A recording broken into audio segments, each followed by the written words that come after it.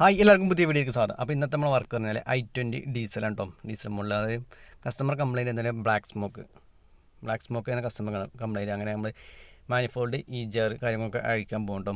അഴിച്ച് അത് ക്ലീൻ ചെയ്യാൻ പോകണേ. നല്ല ബ്ലാക്ക് സ്മോക്ക് ഉണ്ട്. സെക്കൻഡിലൊക്കെ ഇട്ട് വലിപ്പിക്കുമ്പോൾ ഭയങ്കരമായിട്ട് ബ്ലാക്ക് സ്മോക്ക് വരുന്നുണ്ട് കേട്ടോ. അപ്പോൾ മാനിഫോൾഡ് അഴിച്ചുകൊണ്ടിരിക്കുകയാണ്. മാനിഫോൾഡ് ജാർ എല്ലാം അഴിച്ച് ക്ലീൻ ചെയ്യാം. എത്രത്തോളം കരിയുണ്ട് നമുക്ക് നോക്കാം.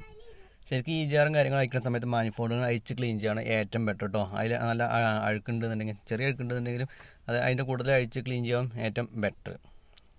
ചില സമയത്ത് ജാർ മാത്രം അഴിച്ച് ക്ലീൻ ചെയ്യുന്നവരുണ്ട് കേട്ടോ. അപ്പോൾ നല്ല കിലോമീറ്റർ ഓടിയിട്ടുണ്ടെന്നുണ്ടെങ്കിൽ ഈ കണ്ട കാര്യങ്ങളൊക്കെ പറഞ്ഞ് ചെയ്യണം ഏറ്റവും ബെറ്റർ. മാനിഫോൾഡിൻ്റെ അകത്ത് അഴുക്കുണ്ടാവും ചിലത് നല്ല കിലോമീറ്റർ ഓടി ഇതുവരെ ചെയ്തില്ല എന്നുണ്ടെങ്കിൽ നല്ല അഴുക്കുണ്ടാവും. അപ്പോൾ ഇതിനകത്ത് കാര്യമായിട്ടുള്ള അഴുക്കൊന്നുമില്ല, എന്നാൽ ചെറിയ അഴുക്കുകളുണ്ട് കേട്ടോ. കട്ട പിടിച്ച് നിൽക്കണില്ല. അതിന് മുന്നേ ചെയ്തിട്ടുണ്ടായിരിക്കാം.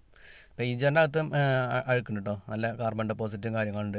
ഇതൊക്കെ എല്ലാം ക്ലീൻ ചെയ്ത് റെഡിയാക്കണം കേട്ടോ. ഇതൊക്കെ ക്ലീൻ ചെയ്ത് റെഡിയാക്കണം.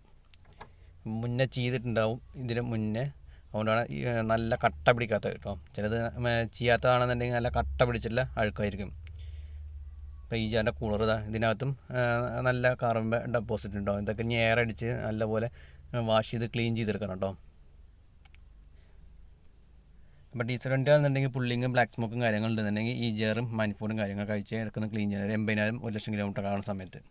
അപ്പോൾ ഓരോ ഭാഗങ്ങൾ നമ്മൾ ഡീസലും ത്രോട്ടിൽ ബോഡി ക്ലീനറൊക്കെ വെച്ച് നല്ലപോലെ ക്ലീൻ ചെയ്തെടുക്കേണ്ടത്. അതിനകത്തൊക്കെ നല്ല കരിയുണ്ട് കേട്ടോ. അപ്പോൾ ഈ സാധനമൊക്കെ അഴിച്ച് ക്ലീൻ ചെയ്യണം.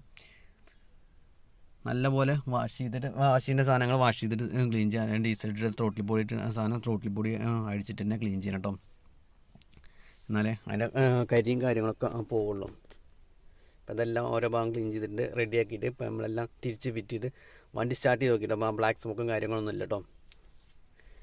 വണ്ടി പക്കയുണ്ട്. ആ വീഡിയോ ഇഷ്ടപ്പെട്ടെങ്കിൽ ലൈക്ക് ചെയ്യാൻ മറക്കരുത്. ഒപ്പം സബ്സ്ക്രൈബ് ചെയ്യാൻ മറക്കരുത്. മറ്റു വീഡിയോ ഉണ്ട്, നമുക്ക് വീണ്ടും കാണാം.